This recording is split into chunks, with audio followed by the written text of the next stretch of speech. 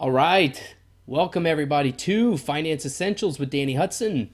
I am your wonderful host, Danny Hudson, and we are here today on this beautiful Wednesday. And I'm not going to lie, you guys are really lucky that you're going to get a show today because, well, I mean, I have to serve the people, right? I have to give the people what they want. But trying to launch a new business, and so you've got meetings going on all over the place, and we're watching a somebody's dog at the same time, and it's just crazy, right? And so I'm like, well, I did some research on this. I've got some notes. I need to get this show out because I don't want pitchforks and fire whatever showing up to my house and going, we demand a show, we demand a show, because I know that you guys would definitely do that because you got to have your finance essentials, right? All these topics going on, and you're thinking, I need to know what is the truth, going on in the world, where is Danny when we need him? I'm just kidding. You guys figure out your own truth. I'm just here to give you some information. But it is great to be here. I always enjoy talking to you guys. It is one of the highlights of my week, and I really enjoy doing the show. I love being able to look this stuff up and talk with you. But anyway, thank you all for being here. I really appreciate you guys tuning in on a weekly basis. Or if you're like me and you generally tend to binge a bunch of shows all at one time, well, I appreciate you listening to seven or eight shows all back to back in a row in the same day. That's always a good thing too. But yeah, so I really appreciate it. I really hope that you guys follow us on all the social media platforms. Again, Twitter, Facebook, all that kind of good stuff. Look us up on there. We're always active and having fun with it. But today, on to today's show, it is a topic that, again, I know that you guys love to talk about, and that is jobs, right? Most of you have a job, I hope. If you don't have a job, I hope you're working towards it, because if you listen to this show, we talk about responsibility and we talk about obligations a lot. And so if you're not working right now, but you're looking for something and maybe you're struggling, go over to a place like Skillshare, learn a new skill, learn a trade, right? You have an obligation to be very important and as wealthy as physically possible. I want you guys, the listeners of this show, to make it on the Forbes most wealthy people in the entire world list. I don't even know if that's a real list, but I want you to be on there because you guys are what help drive and build up your communities. And this week's show is about jobs, and we're going to tie it into some other things too. But we're going to talk about jobs. I don't know if you guys are like me, where you tend to pay attention to the jobs numbers every month. Essentially, those are non-farm, private industry jobs created for that month, right? So that's businesses that are hiring non-farm people, to fill those positions. Well, so in April, again, I don't know if you guys have been paying attention, but in April, the estimates were approximately 1 million new jobs would be added to payrolls in April. They were basically saying due to the economic recovery, so on and so forth, that they were expecting this many. Well, the actual number came in and it was 266,000. So only 266,000 jobs were added in April. And so you can take that of one of two ways, right? And so if you think about the government and how is the government going to take this? Well, the government is going to say, well, this is not our fault, right? Because no one ever accepts responsibility in the government, right? Because they're perfect and we look to them, and if it wasn't for them, we would all be living in a cave, starving to death, right? Because we wouldn't know how to survive. But so the government's not going to accept any responsibility. And so, of course, Mr. Biden comes out and he says that, the poor performance of jobs being added only goes to show the importance of these relief packages, right, that the federal government has been passing. Because of the weak job growth, we are obligated to print money and then give it all away to whoever wants it, right? Because if we weren't doing this, then people would starve and people wouldn't know what to do. And so he was quoted as saying, "Some critics said we did not need the American Rescue Plan." Which, if you get the chance to go back and listen to it, I actually broke down kind of what the American Rescue Plan entailed. That this economy would just heal itself. Today's report just underscores, in my view, how vital the actions are that we are taking. Our efforts are starting to work, but the climb is steep, and we have a long way to go. So basically, again, what Biden is saying here is that we have a long way to go, and the trillions of dollars that we are printing up is necessary to help get us up to that next step. And so now what they are working on, and if you go back and listen to the show a couple of weeks ago, where we talk about infrastructure, we also talked about the capital gains. These are all great shows. So if you're listening to this for the first time, you should definitely go back.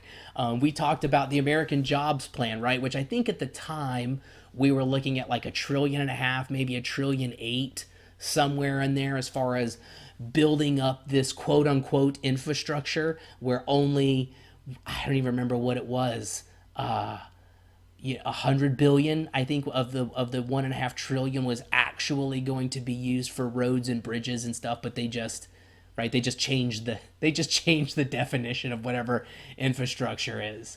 So now that has ballooned up to $2.3 trillion, which, of course, again, if you do remember that show, what we were talking about was they were talking about passing a mileage tax, right, to help recoup some of the expenditures. Well, they're not even talking about that anymore. They're just like, we're just going to print $2.3 trillion. No one's taxes are going to go up, so who really cares, right? And so they're also saying that it's going to create millions of jobs for people who don't have a college degree, they're not educated, whatever they can say to get mass acceptance and approval, for this plan. The second one, and this is the one that we were alluding to when we were talking about the capital gains taxes, is the American Families Plan, which is another $1.8 trillion. And it's going to fund universal pre-K. It's going to fund universal free community college. It's going to subsidize child care.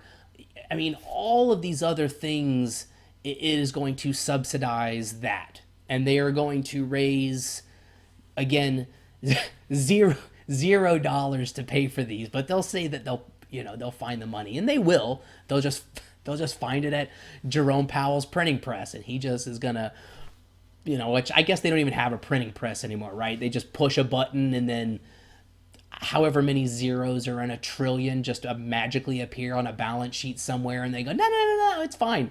We'll buy the debt, and then we'll just give it away, and then it's fine, and no one cares about what the Fed's balance sheet looks like. And I'm sure there's never going to be any repercussions of this. We're not going to see any inflation or anything along those lines. So who really cares at the end of the day? But anyway, so the point of this is that basically what they're saying is that that all of these packages and these stimuluses that they're passing is necessary because the private sector is not adding enough jobs, right? The private sector is not adding enough jobs. And so if you recall, again, from a prior episode that we did, our current unemployment is about equivalent to what it was in like 2014, right? And so we have gone through unemployment, which is not even that low. I mean, not even that high. Our unemployment right now is not even that high. Now, obviously, it varies from state to state and that kind of thing. But we've gone through this before. And in 2014, they weren't like, hey, we need trillions of dollars of stimulus package because X number of people aren't working, which it's just ludicrous that's the type of conversation that we're having.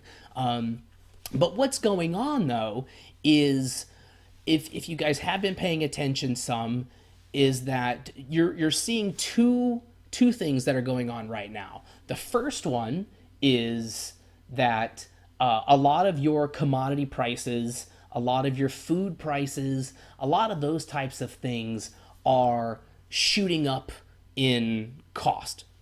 Excuse me.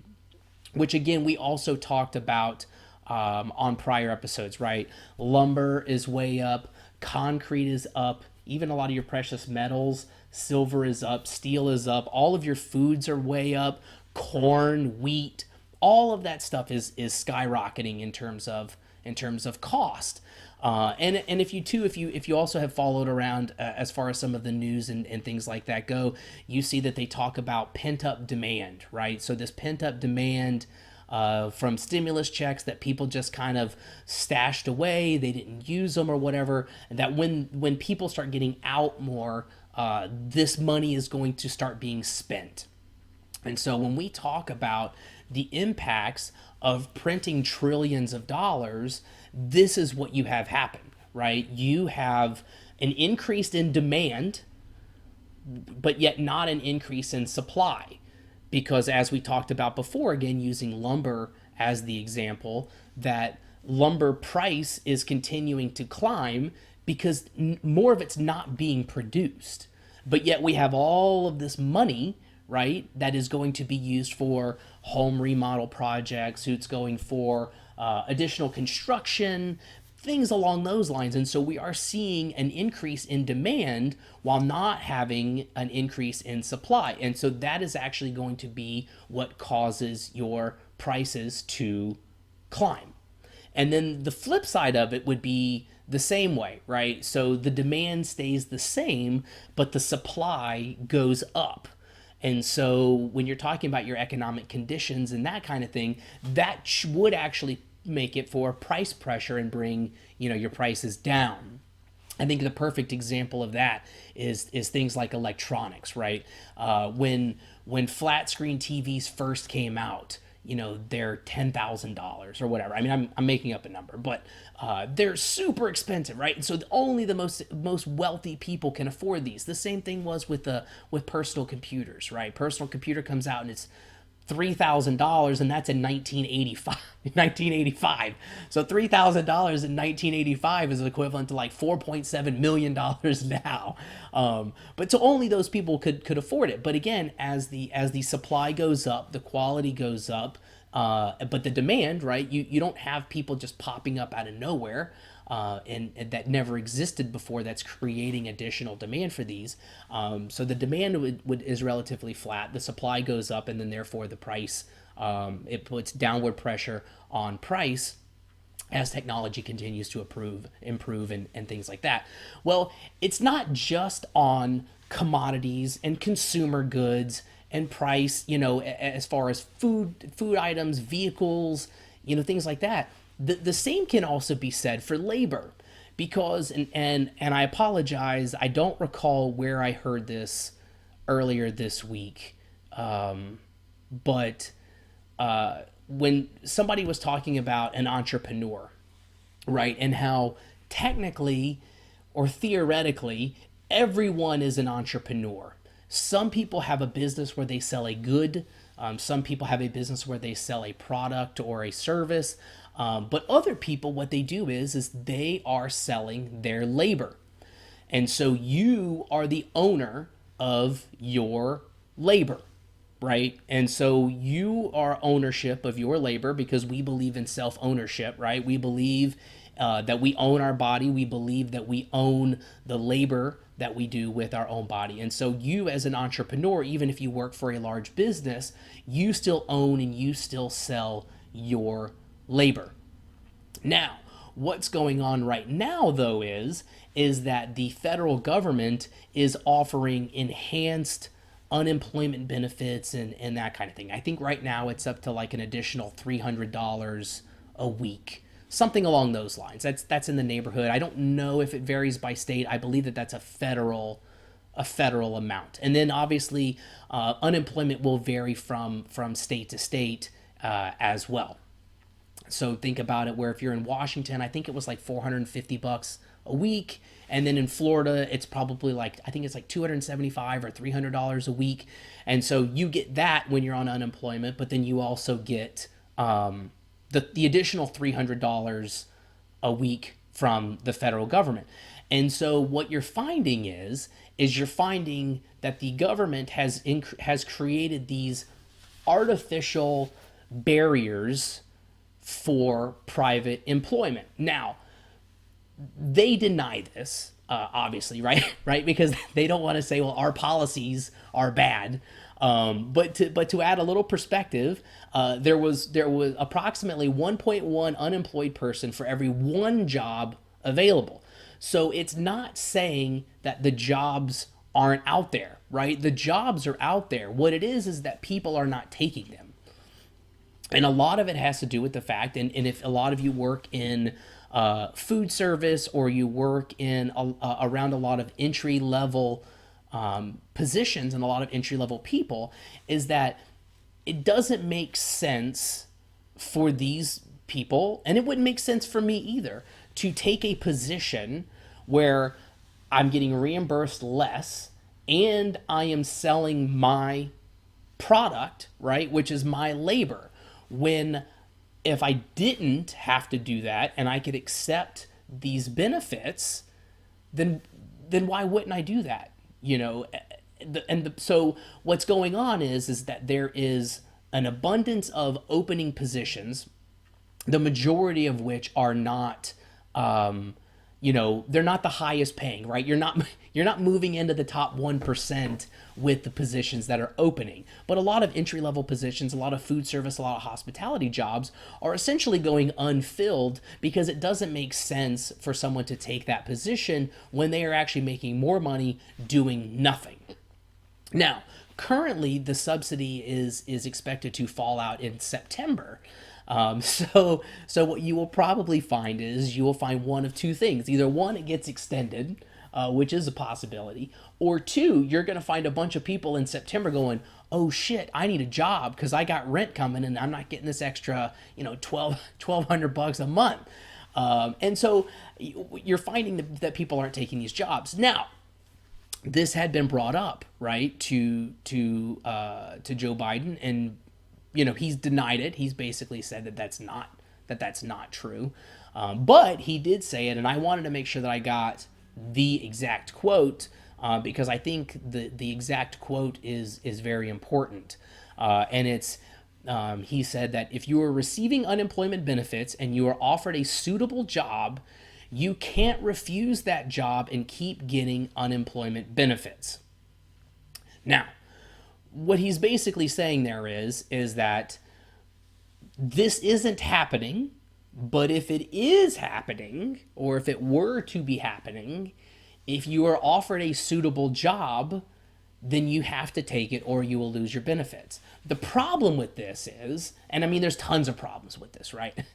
Because, there's problems with all of this kind of thing. But the primary problem with this, in my opinion, is twofold. One, the benefits already expire in September, right? If you're looking at it, that's in 4 months. The likelihood of them being able to enforce hardly any of this before September is virtually zero, right? I don't think any of us have ever had an experience where we were like, wow, can you believe that government process was so fast and so timely and it was excellent? I would wish that every government process was like this.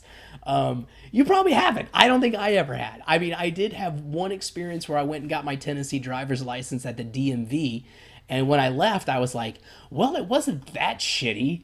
I mean, it was still terrible, but it wasn't that bad. I would have preferred to do it somewhere else where I had an appointment and I could have just showed up, but you couldn't do that for a first time thing. And, you had to go in and you had a process, you had to sit in line, only certain counters could take you, and so on and so forth, right? So basically what I'm saying is that there's no way that they're going to be able to enforce this by September. It's just not going to happen. And then two, because they're so slow moving and bureaucratic and there's so much red tape that's going on, all that kind of stuff, people have this all figured out, right? Like, people know ways around all of this.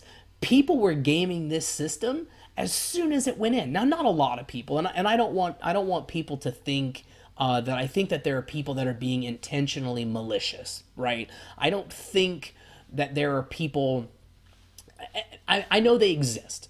I just don't think that they are the majority. I think that the majority of people do want to go back out and they want to start working. They do want to work and they do want to earn, their own living, because there is a sense of pride in that, right? Very few people, I think, really can sit home and collect a check for not doing anything and really have a lot of pride in that. I know it exists. I just don't think that there are a lot of people that do that. Now, that being said, there are a lot of people who work jobs that they probably don't like very much. Maybe it's due to the fact that they don't make a lot of money, or they get yelled at, or the hours suck, or whatever the reasoning might be. And they're thinking, well, if I can just get this to last until September, then I'll just do that. And then I'll go back to working, whatever I was doing before. I think that makes a lot more sense.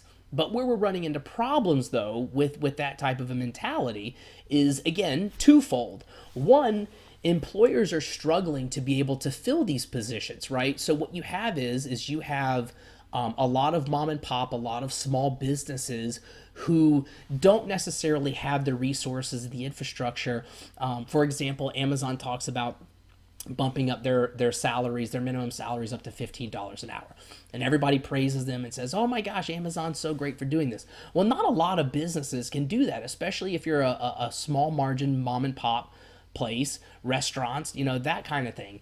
And so as much as people like to say, well, why don't you just pay them more? A lot of these businesses can't, they can't really afford that. And so what you find is you find staffing shortages.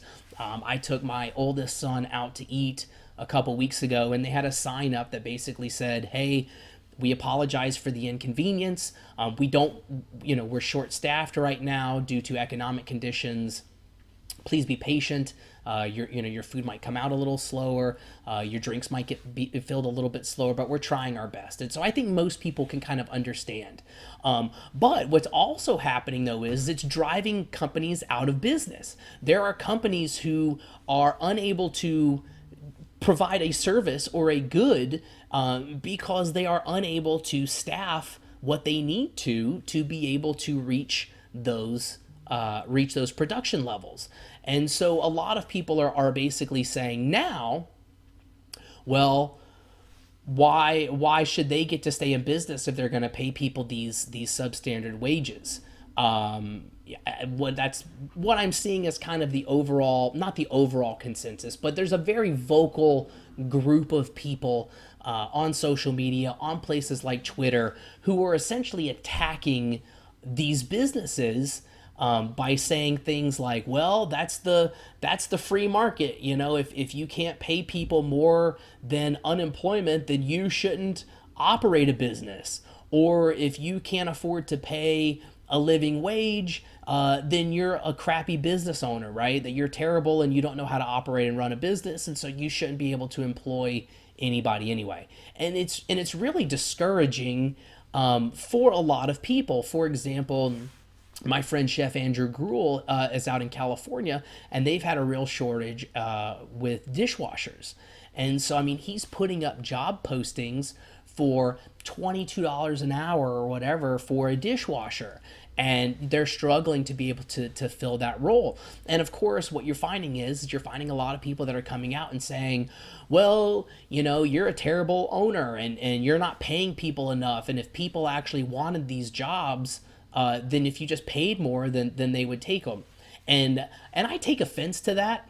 I take offense to it for a multitude of reasons. The first one being, the majority of these people that are saying this, they don't own their own business, right? They don't manage people. They don't own a business. They don't employ anybody, right? And so basically what they're saying is they're saying, well, I either work in that crappy area and I don't really want to make any efforts to improve my life. So what I'm going to do is I'm going to go on social media and tell you how crappy you are, right? I'm going to bring you down to my level. Whereas this guy has raised, hundreds of thousands of dollars for people who lost their jobs during the lockdowns.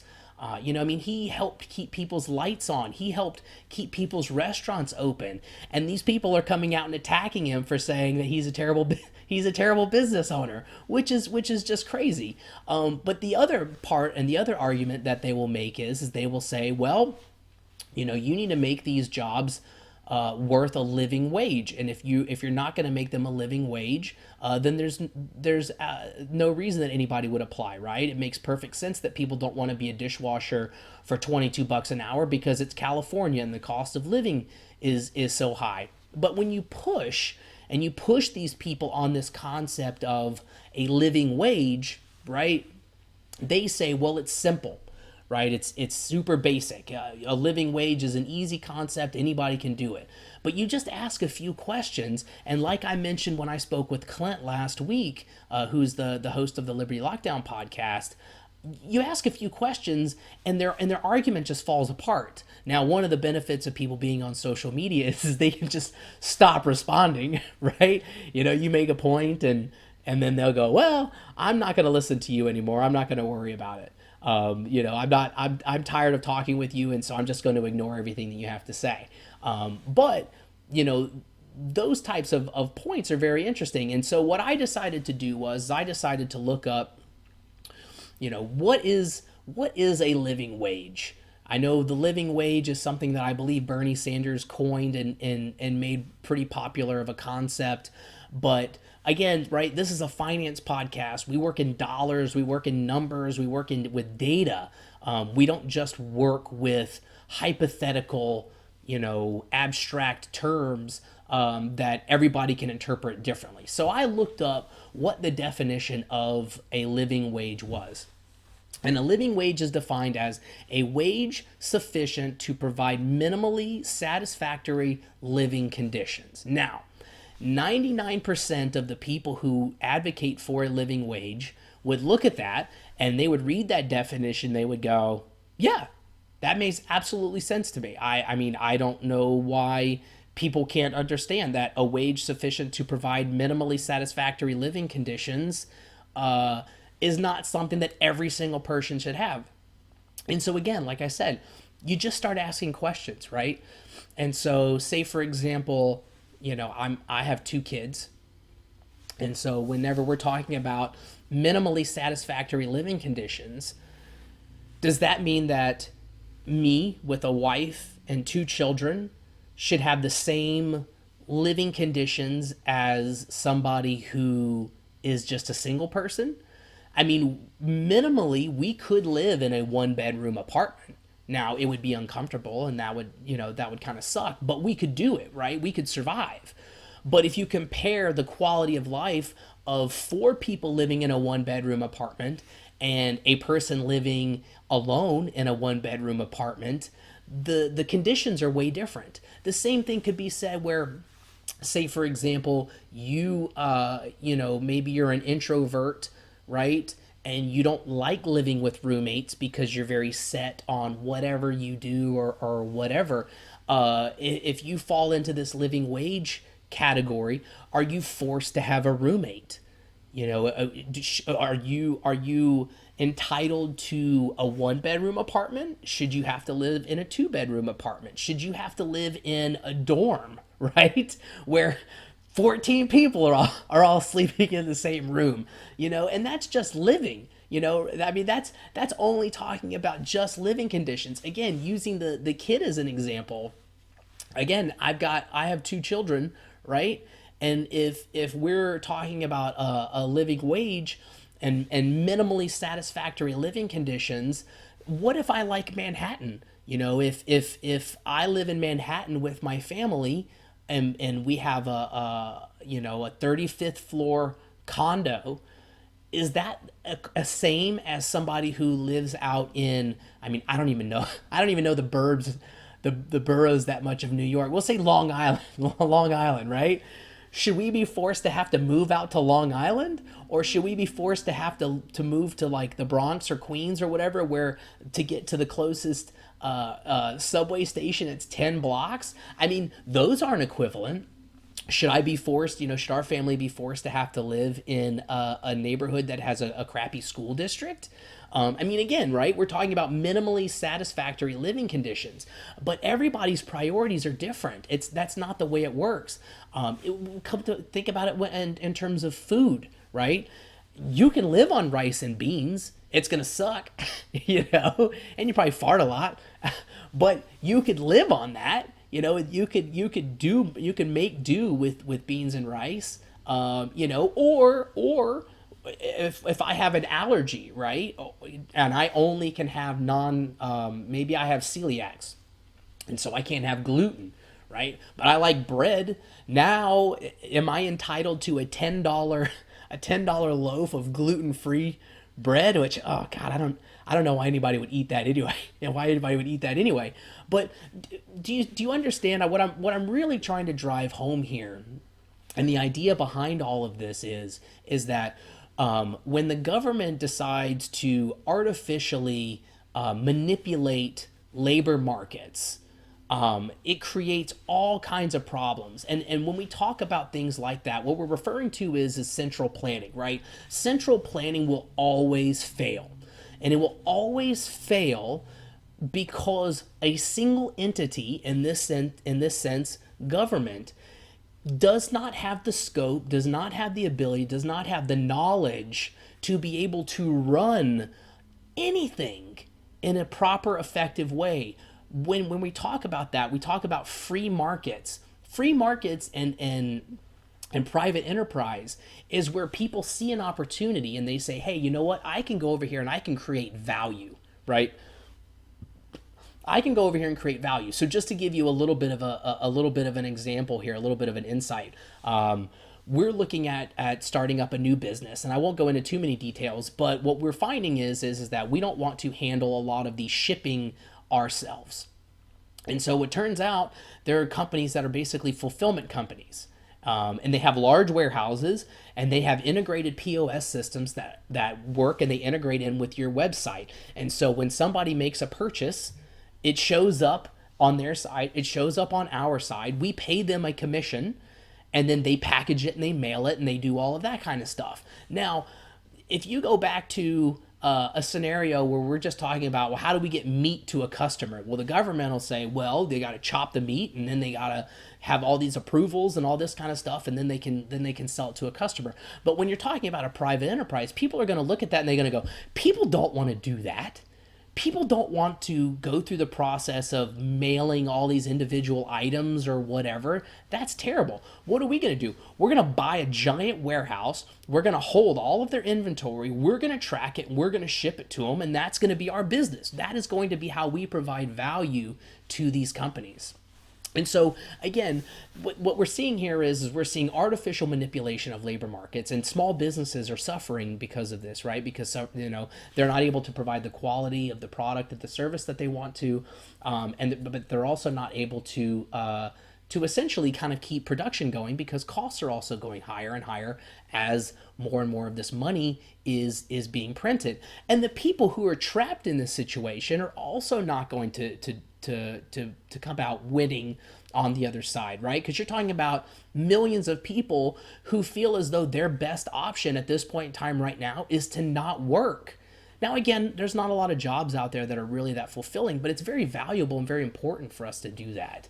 And so what I wanted to do is I just wanted to give you guys an idea of what's going on in terms of the labor market right now, and what you're probably seeing whenever you're reading about, unemployment and the motivation to continue to print up trillions and trillions of dollars because they're basically creating a problem on a problem that was already created. And as a result, we're going to be the ones that end up suffering. But I hope you enjoyed that show. I know I was a little bit scatterbrained there, but it's a subject that I'm very passionate about because this is very important stuff. We want people to be providing value. We want people to be providing services, right? That's how we make our lives better. That's how we make our communities' lives better. That's how we make people's lives better is by being able to provide value to each other. But if you enjoyed it, please share it with a friend. Follow us on social media. I don't even know what episode this was. What, 33 or something like that? I'm just cranking them out. And we've got some surprise shows coming up too, so I hope you guys stay tuned for those. But other than that, I hope you enjoyed it, and we'll talk to you again next week. All right, bye.